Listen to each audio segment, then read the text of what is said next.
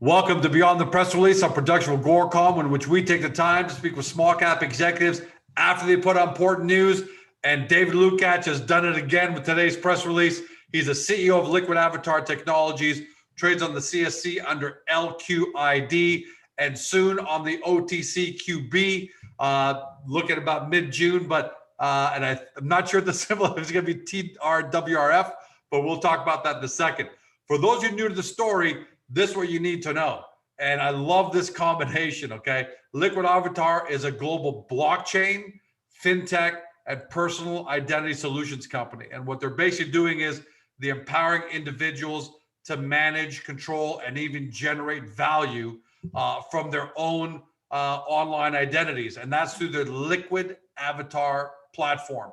So essentially what they're doing is they're turning the problem of data privacy into a profit for individuals while providing big business with new and compliant business models. That sounds easier than it is because they've got multiple applications for the Liquid Avatar. There literally isn't an industry that won't be touched by personal identity, and Liquid Avatar is at the forefront of that.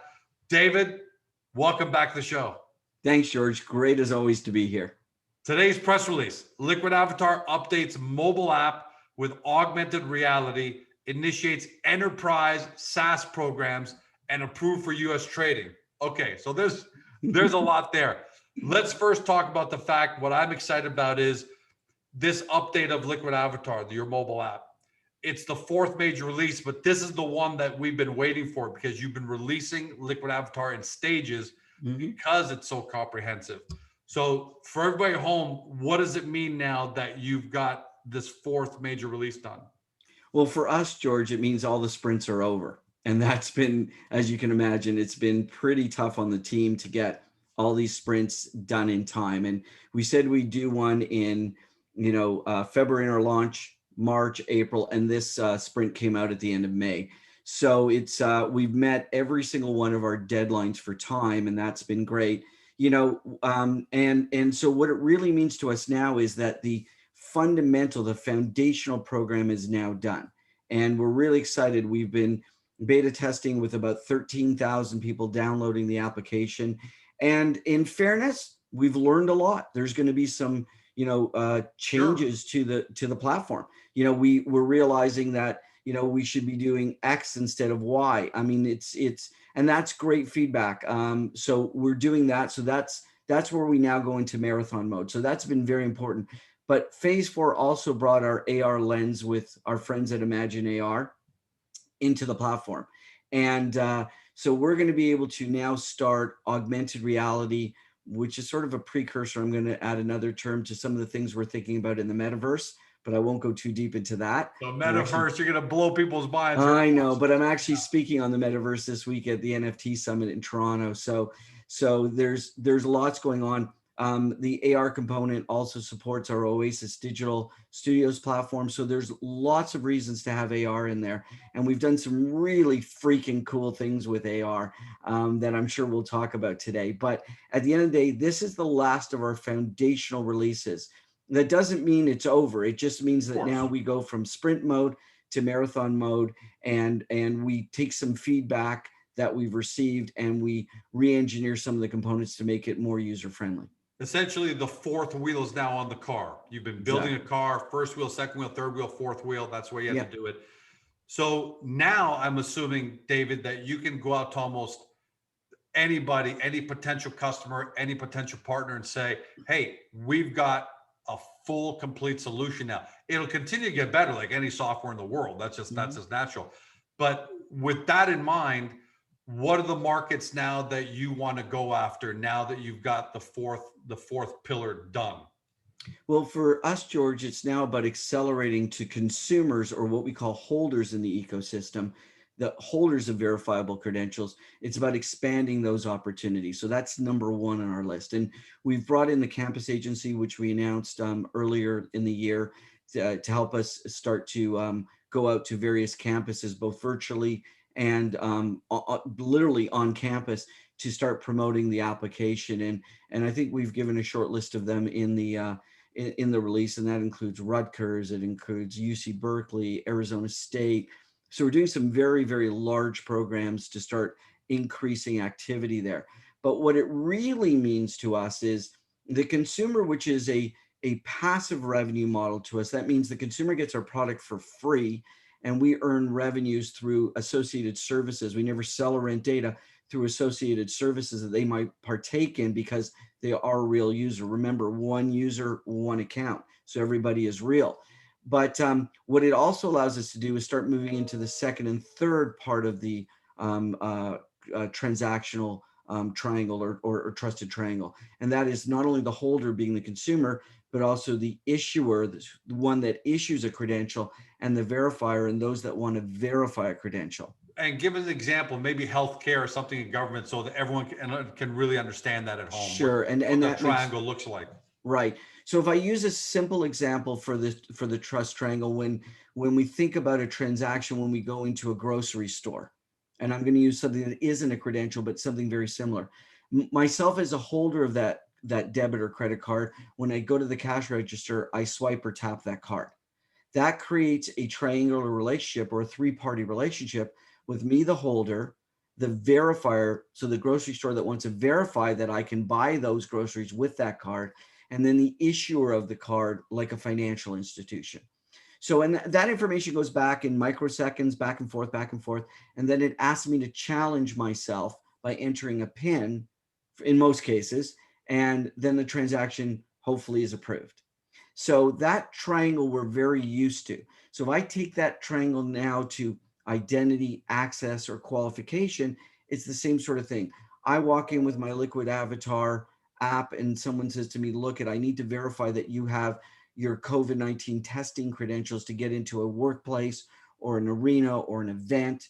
So I present that a QR code, which starts a relationship with that verifier that goes through the internet to our blockchain technology and says, hey, issuer, somewhat like Vector Lab, our partner, did you really issue that credential? Have you signed off that David has this credential? And the answer is yes. It goes back to the verifier. So the same three-party, holder, issuer, verifier, goes through that machinations. It asks me to challenge myself, maybe with my face, and says, this is really David, and I get access to a location.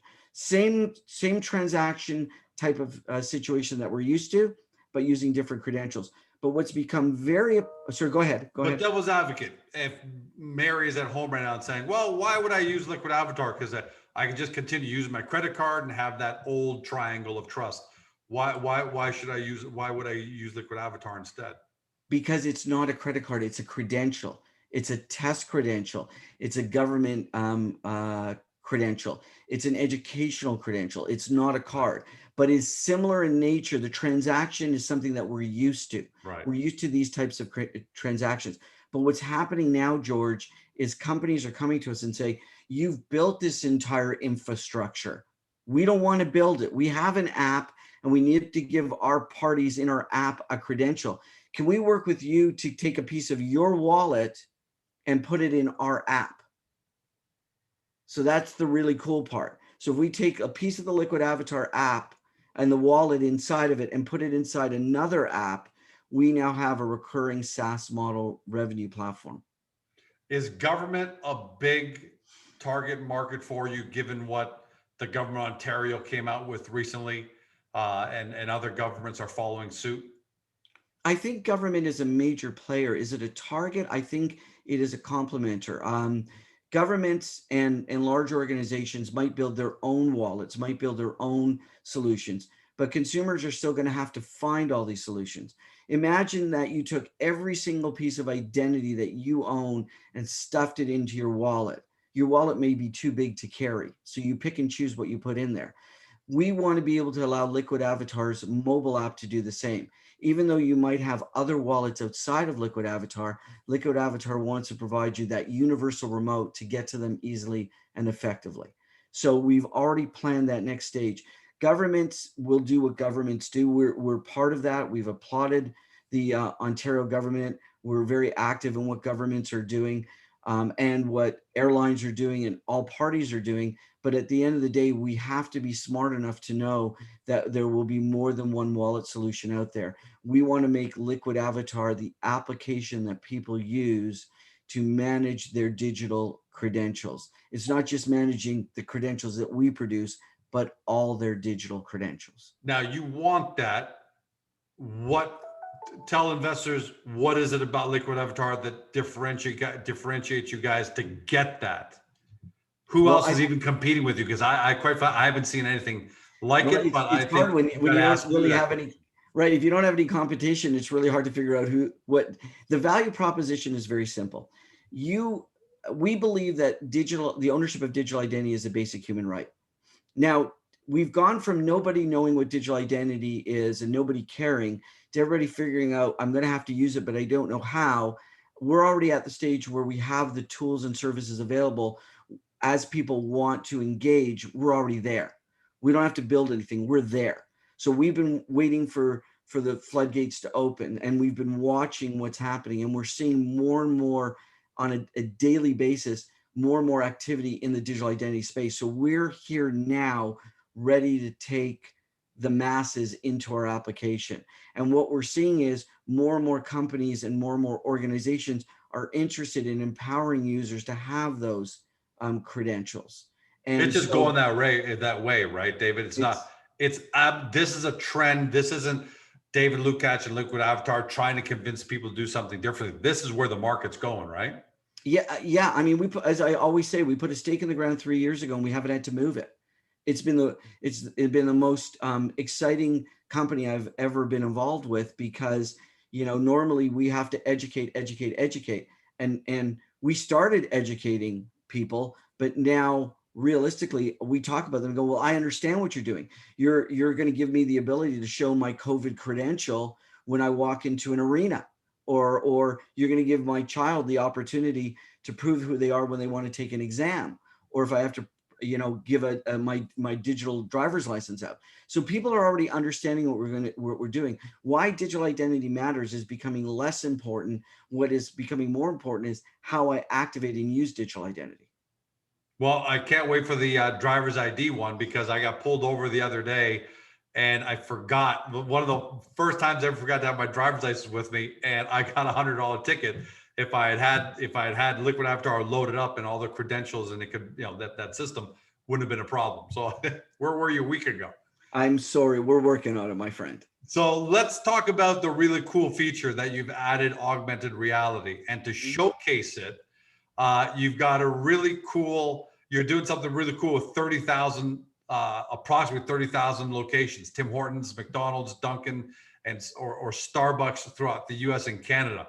What the hell is that? What are you guys doing there? Well, what we realized is during this, and although where we are in Ontario is now opening up, but the fact is everybody goes to one of those locations to get a coffee or a donut or a something. So the easiest way for us to showcase our technology was make it easy for people to interact. So I would say within the next week or 10 days, when you go to any of those locations, if you have your Liquid Avatar app, if you're within, let's say, 50 meters of location, all you have to hit is the near me button on the AR experience inside the Liquid Avatar app, and something fun will show up, and you'll be able to activate that fun item, and it'll appear out of nowhere, and you'll get a reward whenever you do that. It's one reward per customer per event. So one for Dunkin', one for Tim Hortons, one for Starbucks, and one for McDonald's. But ultimately, it will That's awesome. showcase how easy it is to use augmented reality. And it now allows anyone in North America, because let's be candid, probably within a quarter, half a mile of everyone's house, there is one of those locations. Yeah, you've got to have one. I know I've got a Tim Hortons, I don't know, 4 minutes away from me. Right. And I live out in the country. So if you live in the city, they're even closer. Exactly. So that'll be out hopefully next 10 days, couple of weeks, where we can, because Yeah, I'm for looking forward to take my Liquid out. And I wish I could show it, but if you put a phone up to the screen, unfortunately, the way the green screens work, it won't show the app. But I'll be able to take my Liquid Avatar app, walk around Tim Hortons or Starbucks, and start doing this in a couple of weeks. Yeah, for sure. We're working with Imagine AR, and we came up with the idea to bulk load all this up, and they went, oh, we can do that, and it's a really cool idea. So we're just building the interface to be able to put all those up, and that allows us to add large groups of locations, whether they're points of interest or parks or we can add so many points of interest and do some unique and fun stuff. And it also allows clients to then be able to commercialize that. So once we can showcase these simple applications, we can then commercialize these applications as well. And you will do, we'll commit to this. When it's up and running, you and I will actually go to one of these locations. I'll have my liquid avatar of my phone. You'll be filming me, and we'll go through the entire experience. Sure. And I think seeing is believing at the end of the day, and seeing is really understanding, which is fantastic. Absolutely, it'd be my pleasure. So great job. I mean, you've got the fourth. You made the fourth upgrade, the fourth important one. Plus, with it, you added AR like this, which is fantastic. So we'll wait for more on that side. The one thing I want to talk to you about is the capital markets, your OTCQB approval. That'll be my mid-June. But I'm sorry that I didn't have the answer. Will it be the same U.S. ticker symbol? Or are you going to get a different ticker symbol in order to reflect the liquid avatar name? Well, we'd like a different ticker symbol. We're waiting on further information, but we'd like a different ticker symbol, of course. I'm going to bet LQID-F is probably where you're hoping to get. Well, that, can't comment on that, but that would be the goal. Yes. I mean, ultimately, it is a process. It's followed up by DTC full eligibility. I mean, this is a process, and we wanted to do it earlier this year, but the name change actually had us restarting the process. So we had started the process, and then as soon as we did the name change, it was like, oh, let's go back to the drawing board. So it takes some time, and with the current government slowdown, naturally, because not everybody's at work every day, it's taken a bit longer. But we're quite happy. We know the OTC market people. We've been in the offices before the pandemic, and we've worked with them in the past, and they're great people, and we're looking forward to it. And we've had nothing but great opportunities with the CSE as well. So we're very happy about our capital market strategy. At the end of the day, our goal is a long-term strategic goal. We're out to build something. Other companies grow through acquisition, but because we're in such a new industry, there isn't a lot to acquire at our level. So we spent our resources building, and we've become very, fundamental in building the foundation of our program so that we can add the next layer of SaaS and enterprise services to our model. Going back to one last question on the OTCQB, it's always important to add on. It's strategically important, but it's not all OTCQB listings are almost equal. For liquid avatar, I'm assuming it's really important because the US tends to be an even bigger first adopter of new technologies. The whole online privacy thing really started with Facebook. It was in front of Congress, in front of Senate committees. Mm-hmm. So how important is it from the feedback you've been getting from, because I know you've had American interest for a long time. Right. What kind of feedback are you getting from American investors who've been waiting for liquid avatar to have that QB listing? Well, I'll put it this way. We've been trading, like on the grays, we've been trading. So, which is a remarkable thing because I rarely, if ever, see anybody trade. And so there is what I hope is going to be, as we educate more and more investors, a lot of demand for our services. But, it is challenging for American investors to buy Canadian stocks, and especially on the smaller markets. And so the OTCQB opens up a wealth of opportunities for us. And we are looking at other, higher level markets around the world to also list, because let's be candid, liquid avatar is a global play. It's not a local play. I mean, everyone in the world's going to need digital identity. Why should we not open this opportunity up to every investor globally? Yeah, and that's one thing we want to get people to understand. There are so many apps in this world and so many things that are that can touch a lot of people. But this is one of the few apps I've seen that it will apply to every single person on the planet, because everybody has an online identity, whether they like it or not. So you're either going to protect it and monetize it, or you're not. But with most people going that way, so how excited are you about the trends you're seeing in your space, and what do you foresee for the rest of the year? How does we're almost halfway through the year, not quite. How do you see the rest of 2021? What should people be looking for out of you guys? Wow. So the first half of the year was really spent getting down to a foundational build. I mean, we're really shifting our focus to look at the revenue side of the equation now. It really is important to us that we have not only a business that foundationally can be supported through great technology, but has significant revenue streams. So I'd like to see going into the end of Q2.